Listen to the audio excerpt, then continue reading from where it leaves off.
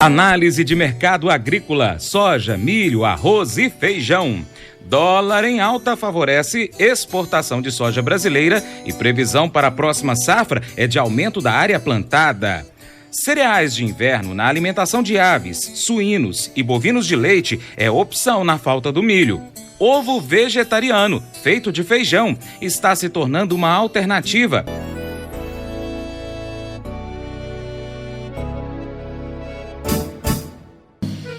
Acordo de manhã para prosear no mundo do campo, as notícias escutar. Vem com a gente em toda a região com o seu programa Paracatu Rural. Tem notícias, informação e o mais importante, sua participação.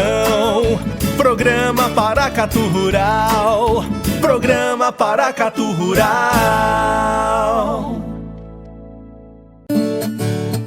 Análise de mercado agropecuário, com Vlamir Brandalize. E nos Estados Unidos, os produtores de soja e milho estão pressionando os técnicos do USDA por estarem apresentando relatórios com índices acima da realidade dos campos. Os principais contratos futuros tiveram mais uma sessão de ganhos no mercado norte-americano da soja, com relatórios ruins do Crop Tour impulsionando as cotações. No Brasil, o dólar em alta está favorecendo a exportação de soja e a previsão para a próxima safra é de aumento de área plantada. Vlamir Brandalize inicia o Minuto do Produtor de hoje falando sobre a oleaginosa. Olá, amigo produtor. Aqui é o Brandalize no Minuto do Produtor. E começamos o comentário de hoje com a situação da safra americana. As condições de clima continuam irregulares. A semana está passando com temperaturas médias baixas. Há indicativos que nas próximas semanas a maioria dos estados principais aí do meio oeste americano vai ter temperaturas médias abaixo da média, ou seja, para soja e milho vai estar mais frio do que o ideal, então isso acaba trazendo um crescimento das lavouras, um enchimento, uma formação de vagem, um processo mais lento nesse momento. E o temor dos produtores americanos continua sendo que se está frio agora, como é que vai ser no final de setembro e outubro? Se vierem massa de ar polar, aí pode ter geadas precoces, né? Porque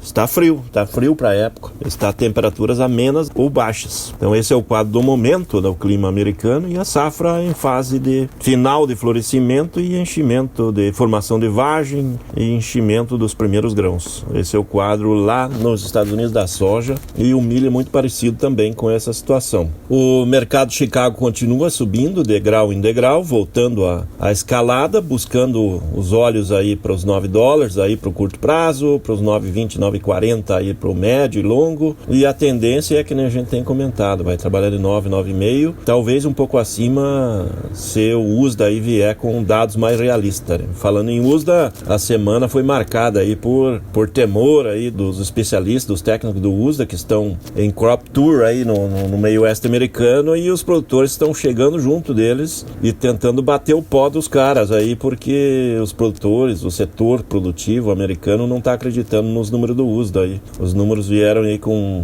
otimismo demais aí para uma safra que se plantou menos e o clima não foi nada favorável. Então, o setor produtivo americano esperava por números menores aí da produção. Números menores aí para milho. Hoje falam lá no setor produtivo que dificilmente colhe mais de 340 milhões de toneladas de milho. O USDA trouxe 353,1. A soja que o USDA mostrou 100,2 milhões de toneladas. O mercado não acredita que vá mais do que 95 lá na linha dos produtores. Então, tudo isso trazendo uma pressão grande sobre o USDA. Até a diretoria do USDA acabou tirando algumas equipes de campo, justamente com temor aí, com relação de enfrentarem os produtores e darem algum problema aí, porque há muita discussão e os técnicos do USDA não estavam sendo bem vistos nos campos americanos. No mercado brasileiro segue com indicativos aí de 86 a 88 nos portos, 86 para começo de setembro, 86,5 setembro cheio, 87 começo de outubro, 88 outubro cheio. Esses são os níveis dos portos. Os compradores querem soja nos portos, tem muito interesse de soja nos portos, principalmente Porto de Santos, Paranaguá, São Francisco e Rio Grande, onde que tem mais interesse de soja nesse momento, e pouco interesse nos portos do norte, onde que os embarques seguem fluindo e não tem muito espaço para novos negócios, e aí os compradores acabam segurando segurando as posições no interior dessas regiões também, justamente em função de que a maioria dos embarques programados no momento já estão cobertos e o pessoal não está abrindo novos navios para curto prazo. O câmbio segue pressionado para cima, mesmo com o Banco Central aí nesta semana entrando pesadamente, aí acabou vendendo a moeda em espécime, vendeu 200 milhões de dólares para dar uma acalmada no dólar, mas o câmbio ele mostra potencial positivo aí nesses próximos dias, justamente porque o ambiente externo está pressionando o dólar para cima e no mercado interno aí nós seguimos aí com poucas novidades. A política vem pressionando também o dólar para cima, o nosso Congresso, o Senado aparentemente estão estagnados, não evoluem em coisas práticas aí para termos uma agilidade aí no processo todo da economia deslanchar. Aparentemente a situação que está para os nossos congressistas está muito favorável, então não precisa mexer, para eles está tudo bem, então para o povo que se lasque. Então essa é a condição aí e isso acaba pressionando a moeda americana para cima e vai continuar fortalecida nesses próximos dias e dando fôlego aí aos indicativos da soja aí na exportação, que segue com grande agressividade dos compradores. Os produtores estão se preparando porque o plantio começa em poucos dias, em 2 semanas e meia em diante, aí vamos ter aí os primeiros plantios aí com a proximidade do final do vazio sanitário da soja.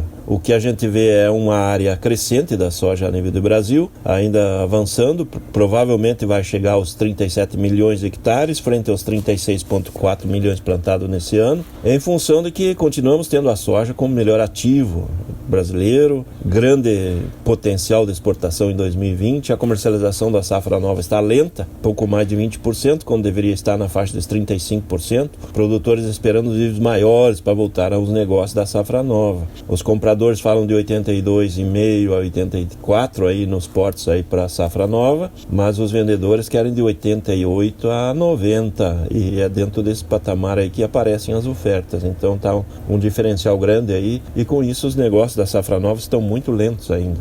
Tem muito para andar. Para reduzir a dependência da importação de milho, Santa Catarina pretende incluir cereais de inverno na alimentação de aves, suínos e bovinos de leite no estado. De acordo com a Secretaria de Agricultura, da Pesca e do Desenvolvimento Rural de Santa Catarina, cereais alternativos como trigo, aveia, cevada, centeio poderão ser utilizados. De acordo com a entidade, Santa Catarina importa anualmente cerca de 4 milhões de toneladas de milho para abastecer as granjas de suínos e aves e as criações de vacas leiteiras. No caso da cevada, por exemplo, quando o cereal não obtiver o padrão para a produção do malte, pode ser então utilizado para compor a ração. O mesmo acontece com o trigo, que pode ser usado tanto para panificação ou para a alimentação animal. De acordo com Vlamir Brandalize, o mercado do milho brasileiro apresenta lentidão nos negócios, principalmente por conta dos dados do último relatório do USDA.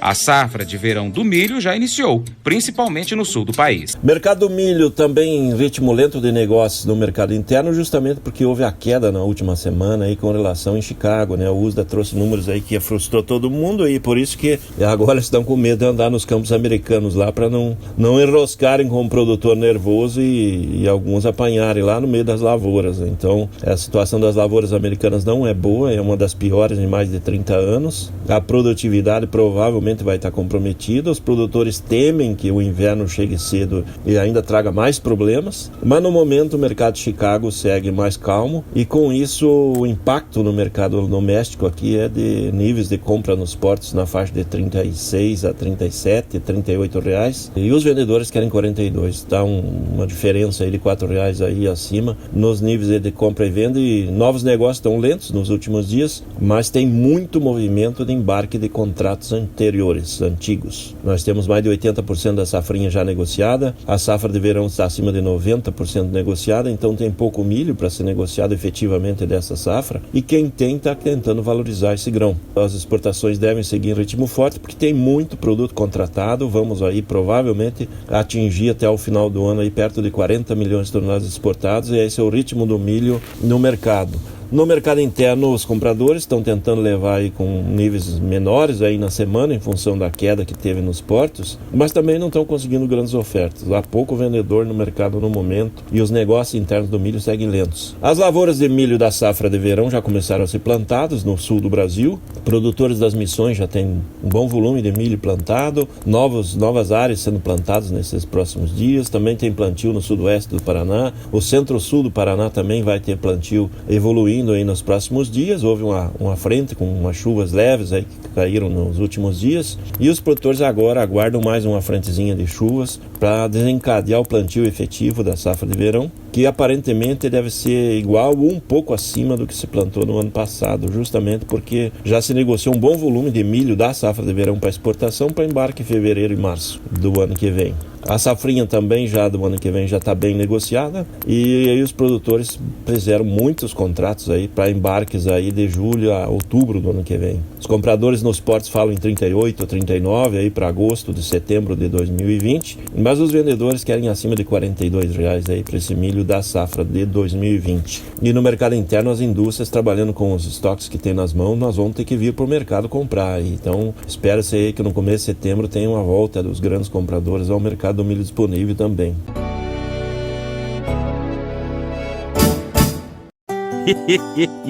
Mas eu vou dizer uma coisa pra você, viu?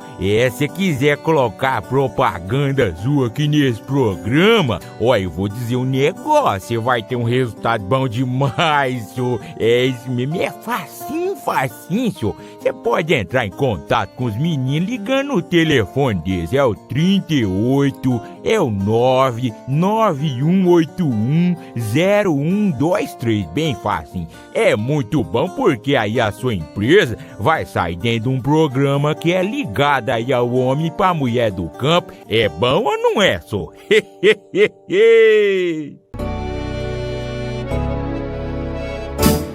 As opções de alimentos à base vegetal têm crescido vertiginosamente nos últimos anos e, com isso, vem conquistando uma fatia considerável de mercado.